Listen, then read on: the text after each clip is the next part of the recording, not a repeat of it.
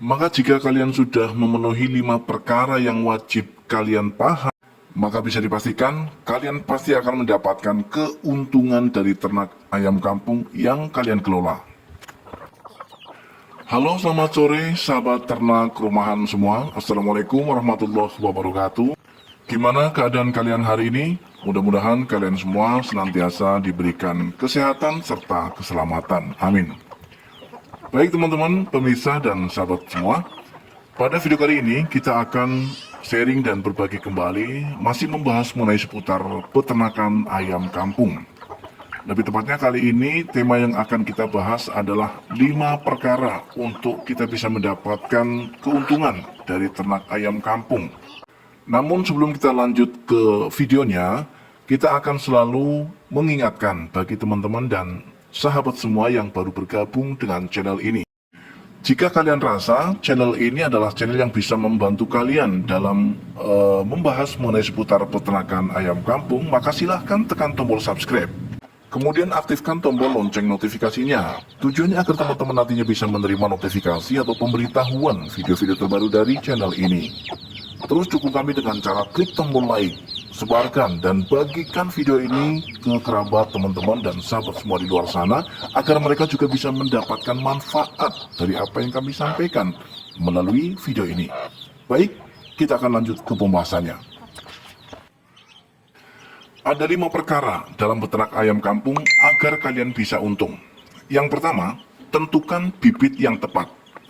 Ketika teman-teman dan sobat semua akan melakukan usaha ternak ayam kampung atau akan mengawali usaha ternak ayam kampung, namun teman-teman salah dalam memilih bibit, salah dalam menentukan bibit, maka bisa dipastikan peternakan kalian akan rugi. Bibit yang baik, bibit yang tepat, sangat mempengaruhi tingkat produktivitas daripada ayam itu sendiri. Jika bibitnya adalah bibit yang untuk kita besarkan, maka akan berpengaruh terhadap pertumbuhannya. Namun jika kita memulainya dari indukan, maka akan sangat berpengaruh terhadap tingkat produktivitasnya. Karena tugas dari bibit indukan ini adalah memproduksi telur.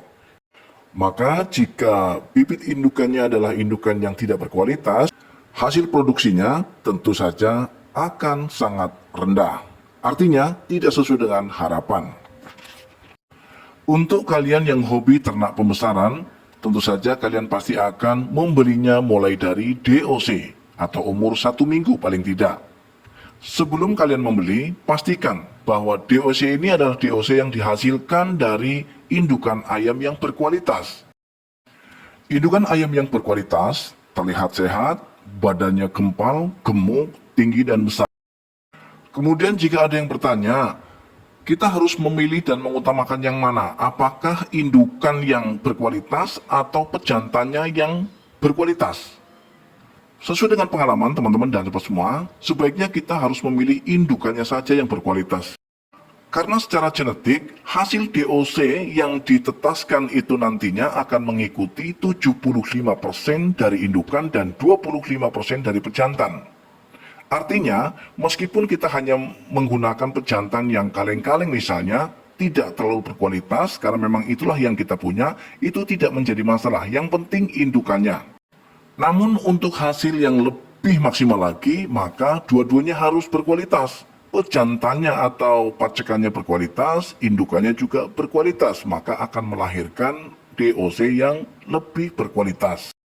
Untuk perkara yang kedua, agar kita bisa mendapatkan keuntungan dalam ternak ayam kampung adalah soal pakan. Soal pakan ini tidak hanya bagaimana cara kita memberi pakan pada ayam, namun lebih kepada porsi dan juga jenisnya yang harus tepat.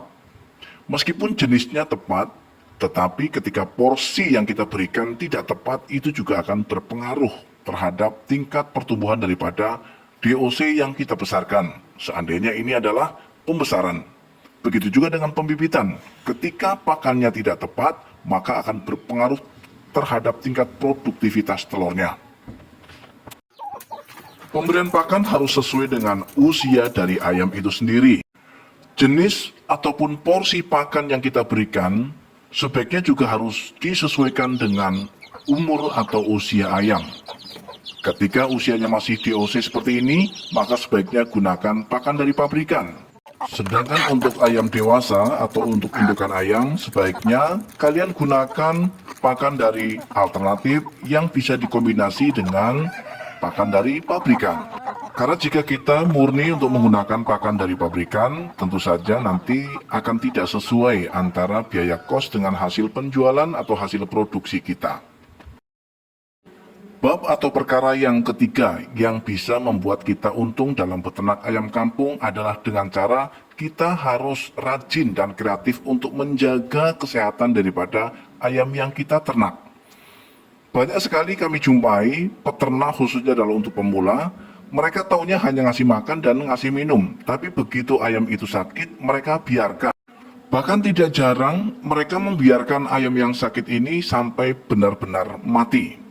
Jika sudah begini, siapa yang mau disalahkan?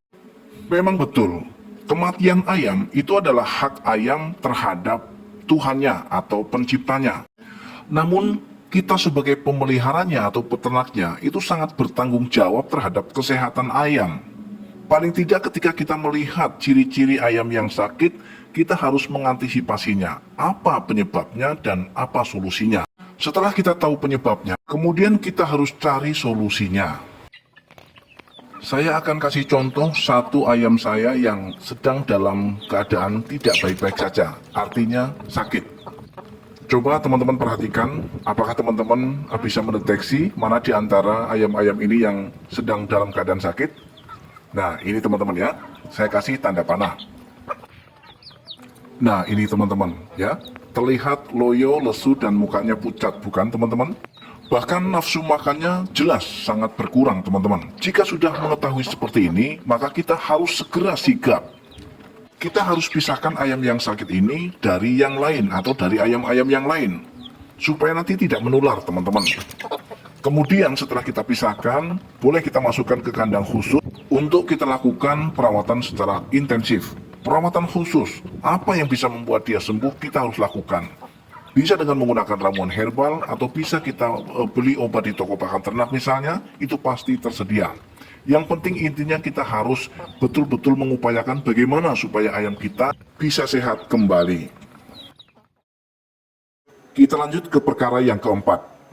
Ketika teman-teman menggunakan sistem kereng atau tidak diliarkan atau tidak diumbar ayam-ayam teman-teman di rumah, berarti 1 kali 24 jam ayam ini akan terus berada di dalam kandang.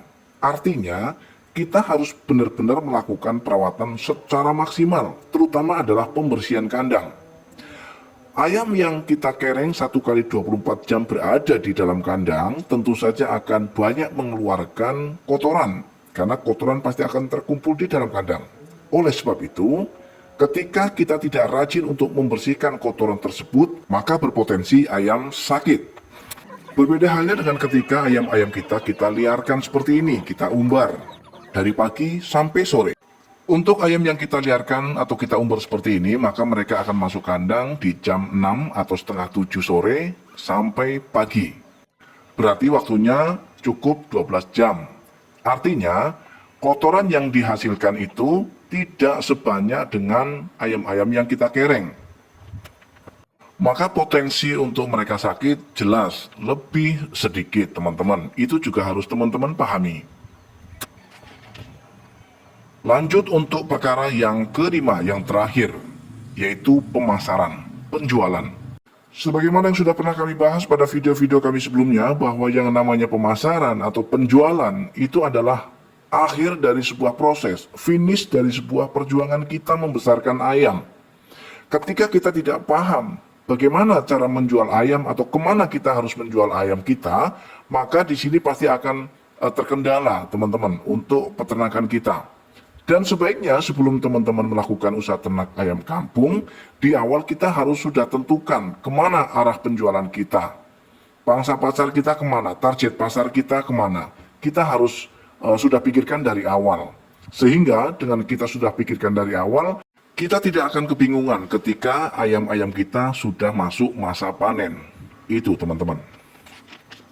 Baik teman-teman dan sahabat semua, akhirnya kita harus sudahi video kali ini. Mudah-mudahan apa yang kami sampaikan melalui video ini bermanfaat dan bisa menginspirasi, khususnya adalah untuk peternak pemula. Akhirnya, Assalamualaikum warahmatullahi wabarakatuh. Salam ternak, salam satu hobi, dan salam sukses untuk kita semua.